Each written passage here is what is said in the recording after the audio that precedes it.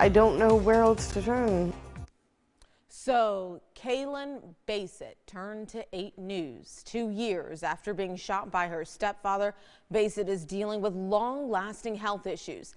Thanks for joining us for 8 News at 11. I'm Deanna Albritton. I'm Eric Phillips. Tonight, 8 News reporter Ben Dennis sat down with Bassette and her mom.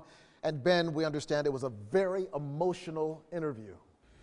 Eric, Deanna, that's right. The tears were flowing tonight in Powhatan County. I sat down with 2 Powhatan women, mom and daughter, who were shot by a relative almost exactly 2 years ago from tonight. The daughter, Kalynn Bassette, she still has shotgun pellets in her body, and she's now developed lead poisoning. And as you mentioned, at her wit's end, she reached out to us here at 8 News. And just as a warning, some of these images and audio are very disturbing. He's out here in the front yard with a loaded gun!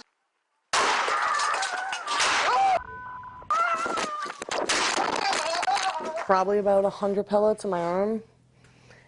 I have pellets in my heart, my spleen, in my lungs, and my kidneys. Every single organ you can think of.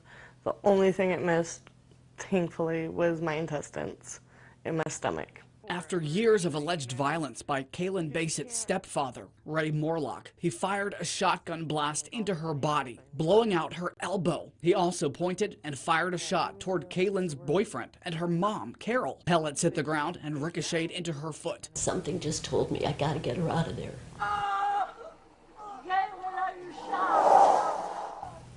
And that's when I just put her arm over my shoulder and grabbed her by the waistband. Morlock then turned the gun on himself. Because I'd be nowhere without my daughter. It's been 2 years since March 23rd, 2020, and Kalynn says her long list of symptoms from lead poisoning are not going away. Okay, we get your lead levels down. They only stay down during treatment. Okay. After that, they go right back up. What goes through your mind when you look back at these photos? Disgust. At no fault of your own, though. No, absolute disgust on him. Like, how could you do that? You claimed I was your daughter. I couldn't leave them. I don't know why. I'll have to carry that guilt for the rest of my life, Dad. That's why this happened to her. If I could have just left.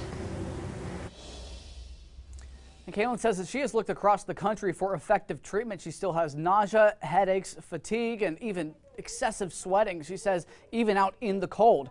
Now, we here in the newsroom are actively reaching out to medical professionals to weigh in. Of course, stay with us as this story develops. In the Digital Center, Ben Dennis, 8 News.